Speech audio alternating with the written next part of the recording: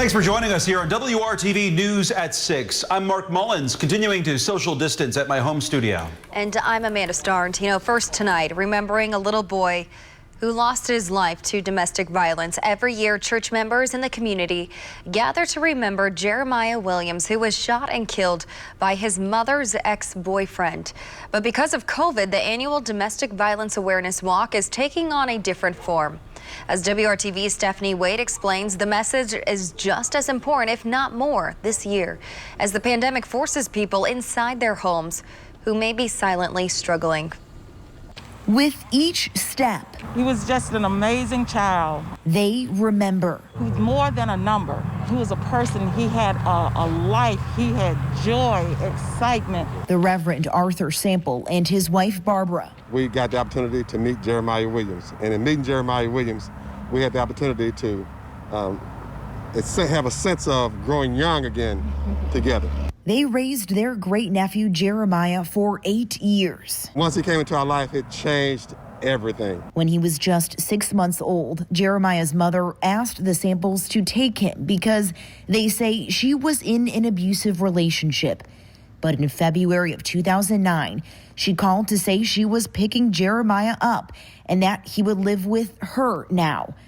5 months later, the third grader was shot and killed by his mother's ex-boyfriend when he opened fire on the house. We know that even as I speak, someone in the world, and even in our city, is being abused even right now. So every year, to remember his life, they hold a domestic violence awareness walk. We want to bring awareness to the world to let them know that you don't have to settle for it. You don't have to settle for a situation. There are people that are concerned, that are willing to help. There are places that you can go for help. But this year, because of COVID, to avoid large crowds gathering, they're doing something a little different. As the Samples walk to remember Jeremiah in their annual domestic violence walk, they encourage you to walk in your own neighborhood at home as well. I want to reach 10,000 miles. That's our goal. Reaching people they've never reached before. It's happening in your family.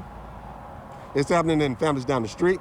To put the ownership on the community to demand better for kids like Jeremiah. As you're walking, think that you can do to help us to make things different, to make a change. Together as a community. Every step counts. We're just inviting everyone to take part. Stephanie Wade, WRTV. The walk will be happening this Saturday. People can register at 3mbc.org and just walk in their own neighborhoods. The goal is to reach 10,000 miles collectively to provide resources for people affected by domestic violence. If you are a victim of domestic violence or know someone who is, you can get help. First, take a picture of this screen. One resource is the National Domestic Violence Hotline. That number is 1-800-799-SAFE. Again, that is 1-800-799-SAFE. If you are unable to speak safely, you can log on to thehotline.org or text LOVE-IS to 1-866-331-9474. And if it is an emergency, you can always call 911.